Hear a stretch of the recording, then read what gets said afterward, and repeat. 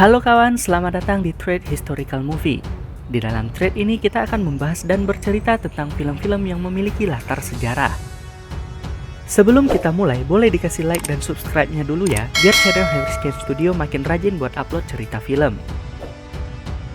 Film yang akan kita bahas kali ini adalah fiksi sejarah berjudul Pasukan Berani Mati yang rilis di Indonesia pada tahun 1982.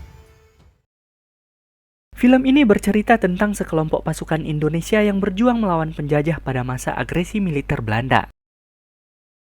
Awal film dibuka dengan pembacaan teks proklamasi kemerdekaan Indonesia dan foto-foto pada masa perjuangan kemerdekaan. Scene pertama memperlihatkan dua pesawat Belanda terbang mengitari kota dan menjatuhkan bom yang membuat banyak korban berjatuhan. Menghadapi serangan itu, sekelompok pasukan Indonesia atau pasukan Republik yang sedang berada di markas bersiap untuk bertempur menghadapi musuh. Ketika serangan terjadi, Kapten Bondan yang sedang mengadakan pesta pernikahan di rumahnya segera meminta para tamu yang hadir untuk pulang ke rumah masing-masing dan bersiap untuk mengungsi keluar dari kota.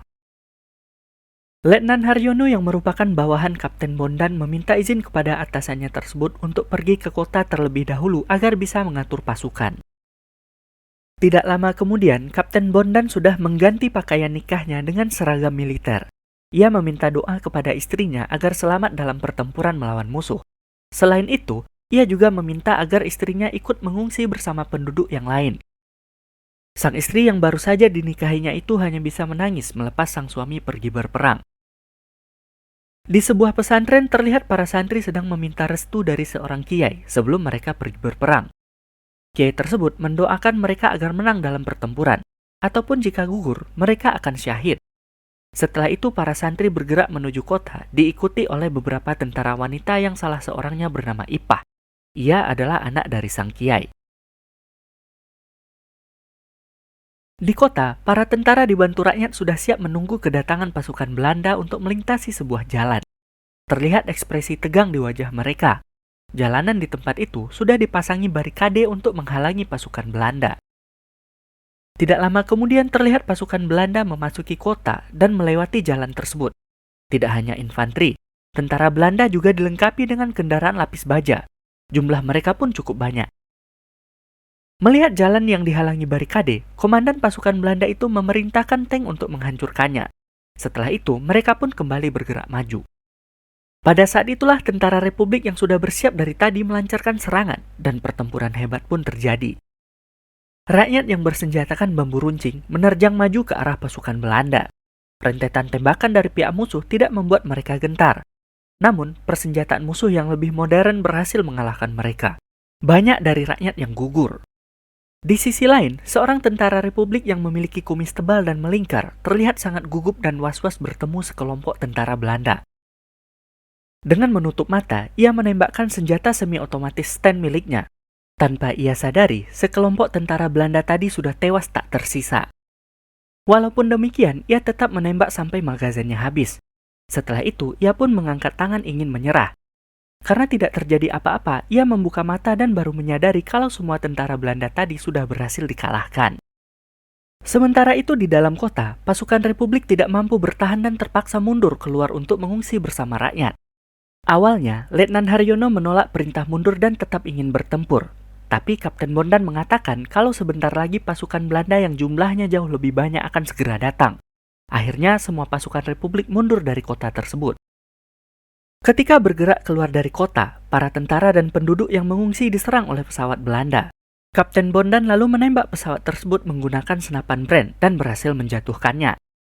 Namun sang istri yang berada di rombongan depan terkena tembakan senjata dari pesawat tadi. Istri Kapten Bondan tidak selamat dalam peristiwa tersebut.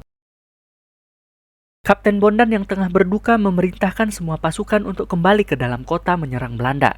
Tapi Letnan Haryono berusaha mencegah hal itu karena jumlah pasukan musuh jauh lebih banyak.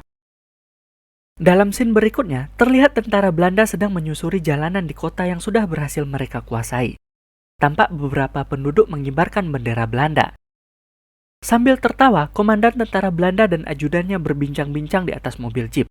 Mereka mengatakan bahwa pertahanan pasukan Republik sangat mudah untuk dikalahkan. Saat malam hari, pasukan Republik dan para penduduk yang mengungsi sampai di sebuah kampung. Mereka segera mengobati yang terluka dan mendirikan markas darurat.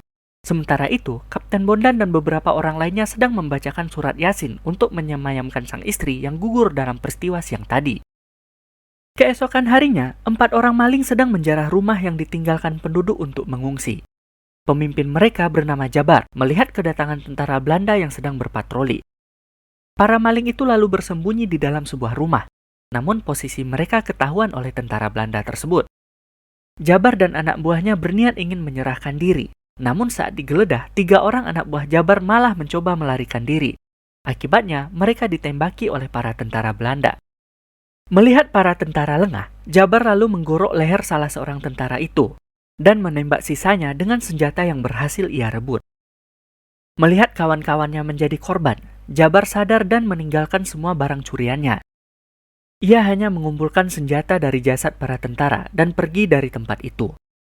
Jabar menuju ke markas darurat pasukan Republik. Dari pos penjagaan, para tentara Republik melihat kedatangan Jabar dan segera mengepungnya. Saat diinterogasi, Jabar mengatakan bahwa ingin menyerahkan senjata untuk Republik dan ikut berjuang melawan penjajah. Tidak lama kemudian, Kapten Bondan mengizinkan Jabar untuk bergabung menjadi tentara Republik.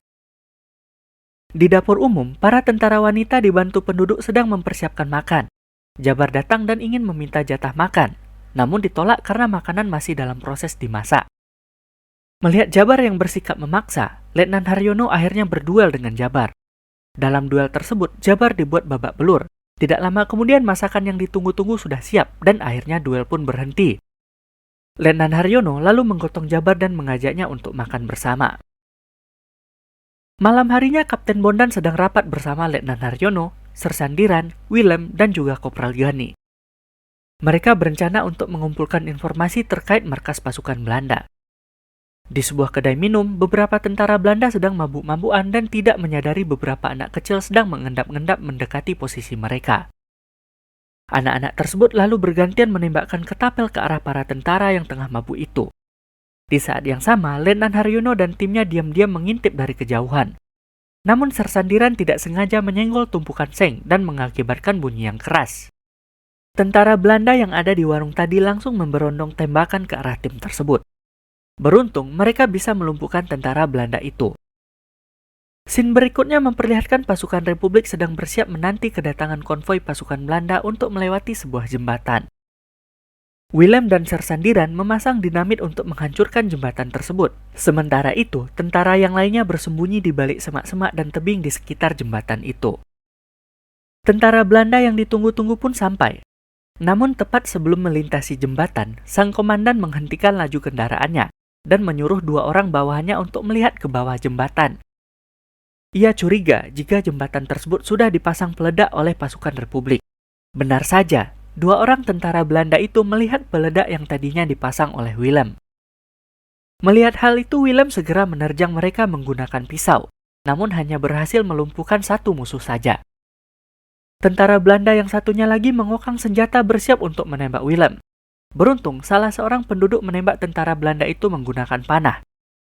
Ia adalah penduduk yang ikut mengungsi bersama pasukan Republik dan kebetulan sedang berburu di sekitar tempat itu.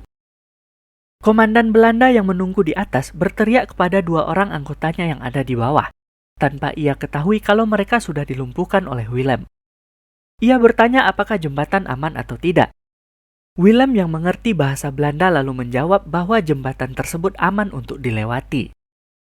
Ketika akan bergerak maju, tiba-tiba seorang tentara Belanda melihat pasukan Indonesia yang bersembunyi di semak-semak.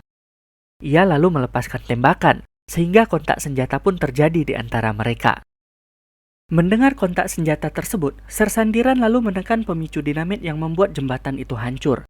Namun tidak satupun kendaraan musuh yang masuk ke dalam perangkap itu. Walaupun sempat menguasai pertempuran, pasukan Indonesia akhirnya terdesak dan dipaksa mundur. Ketika itu seseorang tentara Indonesia terluka dan tidak bisa menyelamatkan diri. Ia berteriak meminta bantuan. Ipah dan Kopral Gani yang mendengar teriakan tersebut lalu mencoba untuk menyelamatkan rekannya itu. Namun, akhirnya ia terkepung dan ditangkap oleh Belanda. Di saat yang sama, pasukan Republik yang sedang mundur menyeberangi sungai menggunakan rakit ditembaki oleh Belanda dari atas kereta gantung. Berbalas tembakan terjadi di antara mereka. Namun sayang sekali, banyak pasukan Republik gugur saat granat tangan yang dilemparkan Belanda menghancurkan rakit mereka. Di markas tentara Belanda, Kopral Gani disiksa agar memberikan informasi persembunyian pasukan Republik. Setelah tidak berdaya, ia pun dibawa keluar oleh tentara Belanda yang menyiksanya. Di saat yang sama, Ipah memasuki ruangan interogasi tersebut.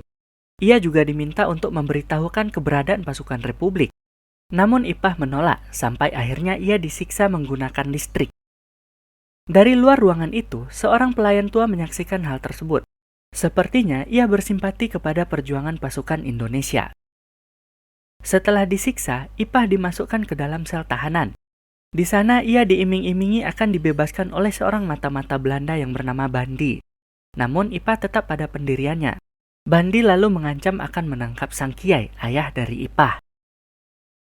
Tidak lama kemudian Bandi dan beberapa tentara Belanda mendatangi rumah Sang Kiai lalu menangkapnya. Setelah tentara Belanda itu pergi, anak laki-laki Kiai yang juga merupakan adik dari Ipah disuruh oleh pelayan tua yang bekerja di kantor komandan Belanda untuk menyampaikan sebuah surat rahasia kepada Kapten Bondan. Ternyata ia adalah mata-mata pasukan Republik. Sementara itu di markas tentara Belanda, Sang Kiai diikat pada sebuah kursi dan kukunya dicabut satu persatu di hadapan Ipah. Hal itu bertujuan agar Ipah mau memberitahukan posisi pasukan Republik kepada Belanda. Namun Sang Kiai mengingatkan Ipah agar tidak menjadi pengkhianat bagi negara. Oleh karena itu, sang komandan Belanda menembak Kiai tersebut tepat di jantungnya. Sang Kiai pun gugur. Melihat ayahnya sudah tak bernyawa, Ipah meratapinya dan memandangi wajah-wajah tentara Belanda yang ada di ruangan itu. Di sisi lain, Suci, salah seorang tentara wanita sedang menangis memarahi Willem karena telah menembak ayahnya yang bernama Jufri. Lalu, Willem menjelaskan bahwa ia terpaksa menembak Pak Jufri karena hendak membocorkan informasi keberadaan pasukan Republik kepada Belanda. Pak Jufri sebenarnya sudah dilarang untuk kembali ke kota oleh Letnan Haryono, karena ditakutkan akan diinterogasi oleh pasukan Belanda yang menjaga kota. Namun, ia tidak mengindahkan peringatan itu. Dan akhirnya, apa yang ditakutkan terjadi. Ketika dalam perjalanan menuju kota, benar saja, Pak Jufri dihadang tentara Belanda dan dipaksa untuk menunjukkan lokasi persembunyian pasukan Republik. Pada saat yang sama, Letnan Haryono dan Willem yang diam-diam mengikuti melepaskan tembakan. Namun tidak hanya mengenai tentara Belanda, tembakan itu juga menewaskan Pak Jufri. Malam harinya terlihat Suci mendatangi markas tentara Belanda ditemani oleh Bandi. Rasa dendamnya kepada Willem membuatnya membocorkan informasi keberadaan pasukan Republik. Setelah itu, ia dipertemukan dengan Ipah yang langsung memarahinya. Ipah mengatakan bahwa ayahnya gugur demi menjaga rahasia, namun Suci malah membocorkannya. Mendengar hal itu, Suci menyerang Bandi karena tidak memberitahukan hal tersebut. Ia merasa bersalah dan mengambil pistol lalu menembak Bandi tepat di kepala. Setelah itu, komandan Belanda pun menembak Suci. Suci pun tewas di hadapan Ipah. Keesokan harinya, pasukan Belanda mengendap-endap mendekati persembunyian pasukan Republik. Kedatangan pasukan Belanda tersebut diketahui oleh Amin, adik laki-laki dari Ipah. Ia pun berteriak memperingatkan pasukan Republik yang sedang beristirahat di tepi sungai. Namun saat berlari menyelamatkan diri, Amin dicegat oleh seorang tentara Belanda yang langsung menusuknya menggunakan bayonet. Amin pun gugur berlumuran darah. Tidak lama setelah itu, pasukan Belanda tersebut menembaki pasukan Republik yang tidak menduga akan ada serangan.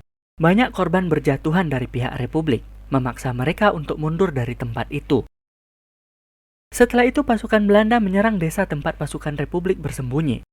Tidak siap dengan serangan yang tiba-tiba, banyak pasukan Republik gugur dalam serangan itu, termasuk Kapten Bondan yang tertembak saat menyelamatkan seorang anak perempuan yang terjebak di tengah tembakan. Hanya beberapa dari mereka yang berhasil menyelamatkan diri masuk ke dalam hutan. Tidak lama setelah menghancurkan desa, pasukan Belanda kembali ke markas dan meninggalkan mayat dari pasukan Republik dan penduduk desa yang mereka tembaki. Merasa kondisi sudah aman, pasukan Republik yang tersisa kembali berkumpul di desa dan menyaksikan banyak penduduk dan rekan mereka sudah tak bernyawa. Lalu mereka yang hanya tersisa 7 orang saja berencana akan menyerang markas pasukan Belanda untuk membalas pembantaian itu. Malam harinya, dipimpin oleh Letnan Haryono, mereka menyelinap masuk ke markas tentara Belanda. Satu persatu para penjaga dilumpuhkan. Sementara itu, di gedung aula, para perwira Belanda sedang berdansa merayakan keberhasilan serangan tadi siang, serta menunggu pergantian tahun baru. Tanpa mereka sadari, tentara Republik yang menyelinap tadi melemparkan dinamit ke dalam aula itu. Dinamit itu meledak dan melukai komandan Belanda. Dalam keadaan terluka, komandan itu menelpon barak prajurit dan memberitahukan telah terjadi serangan. Sirine peringatan pun berbunyi. Pada saat itu, Jabar dan Willem sedang berada di sel tahanan. Mereka membebaskan Ipah dan Kopral Gani yang tadinya ditahan Belanda. Tidak lama setelah itu, saling berbalas tembakan terjadi antara puluhan pasukan Belanda melawan 9 orang tentara Republik. Satu persatu mereka gugur dalam peristiwa itu. Saat akan melewati sebuah barikade dan senapan mesin, Jabar mengorbankan dirinya agar rekan-rekannya yang lain bisa lewat. Walaupun ia tertembak, Jabar masih sempat membalas tembakan kepada operator senjata mesin itu, yang ternyata adalah komandan pasukan Belanda yang selamat dari ledakan dinamit di gedung aula tadi. Di sisi lain, Willem sedang mengendarai jeep mengarah ke kilang penyimpanan bahan bakar di markas Belanda itu. Setelah menabrak portal penjaga, ia tertembak. Dalam keadaan kesakitan, Willem memacu kendaraannya menabrakkan diri ke salah satu kilang itu. Seketika tempat itu pun meledak. Dari kejauhan, 4 orang tentara Republik yang tersisa menyaksikan pengorbanan Willem. Setelah itu, pria tua yang ikut berjuang bersama mereka bertanya kepada Letnan Haryono, di mana letak gudang Mesiu. Ia akan meledakkan tempat tersebut. Pria tua itu meminta agar Letnan Haryono dan 2 orang tentara wanita yang tersisa untuk pergi meninggalkan tempat tersebut. Dalam scene berikutnya, pria tua itu berlari sambil membawa dinamit menuju gudang penyimpanan Mesiu. Ia pun ditembaki oleh tentara Belanda. Dalam keadaan berdarah-darah, ia berhasil mencapai gudang tersebut dan meledakkannya. Akhir film ini ditutup dengan lagu kebangsaan Indonesia Raya. Oke kawan, itulah cerita lengkap film Pasukan Berani Mati yang bercerita tentang perjuangan sekelompok pasukan Indonesia melawan Belanda dalam agresi militer Belanda kedua.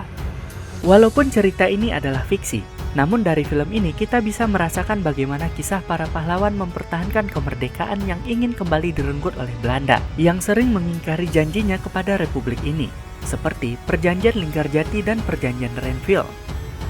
Kalau kalian punya saran film sejarah apalagi yang akan kita bahas, silakan tinggalkan judulnya di kolom komentar. Jangan lupa subscribe, like, dan share juga agar channel ini terus berkembang. Sekian dan terima kasih.